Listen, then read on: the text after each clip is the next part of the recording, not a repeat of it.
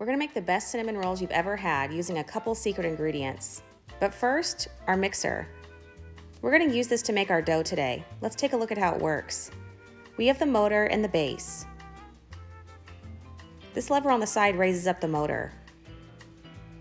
We also have some attachments. Today we're gonna use the dough hook. Line up the notches, press up and twist to lock it in.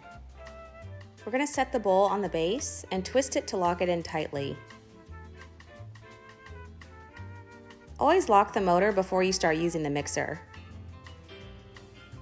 And don't forget our speeds on the side. Now we're ready to plug it in.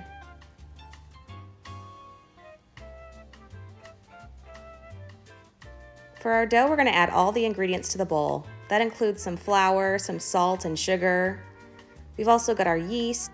We have butter and oil to keep the dough soft. An egg that also softens the dough, and some milk and water. This dough is going to be very rich but also very fluffy.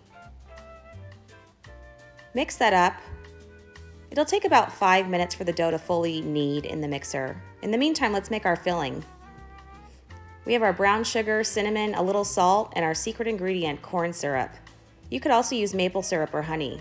That's going to give us a nice gooey filling. We also have our butter. We're just going to mix that with a rubber scraper until it forms a paste. It'll look like this at first, but keep mixing. If your butter isn't softened enough, you could always microwave it for about 10 seconds. There's our dough, pulling away from the sides, and it's nice and soft.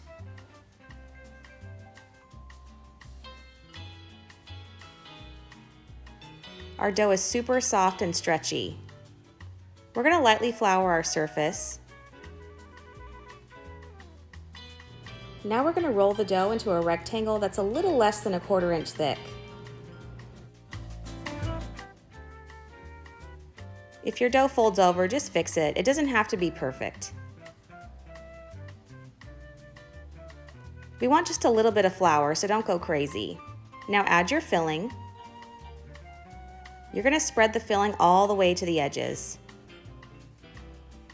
We want the filling in every bite of cinnamon roll. We also want it to glue the dough together. Use a rubber scraper to do this. Now we're going to start rolling the dough towards us. Do this gradually, take your time, make sure it's very tight, otherwise the cinnamon rolls will unravel. And that little edge, you can kind of press it down. I'm going to use a bread knife to cut these. When you do that, you're going to saw through.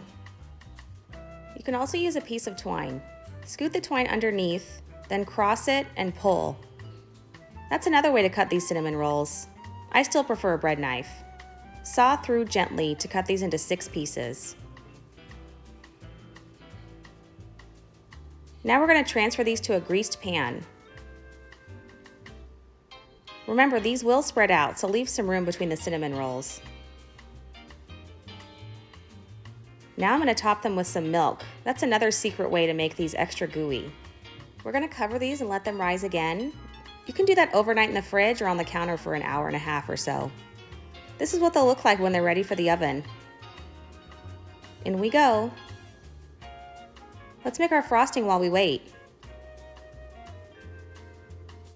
I have some butter, cream cheese, and a little corn syrup. You could also use maple syrup. That's going to keep our frosting nice and soft, even as it sits. Break that up a little bit. Now we'll add our powdered sugar. Mix that up. It'll look like this at first, but keep mixing. The final texture is totally up to you. I think that's a little bit thick, so I'm going to add a tiny bit of water. I just added a few drops. Mix that in. And now we have a nice spreadable frosting. Our cinnamon rolls are done. They're going to be a little bit golden brown. Spread the frosting on while they're hot so it melts through the cinnamon rolls. Look how good they look. Time to serve. I like to use a spatula and a fork to lift these out of the pan.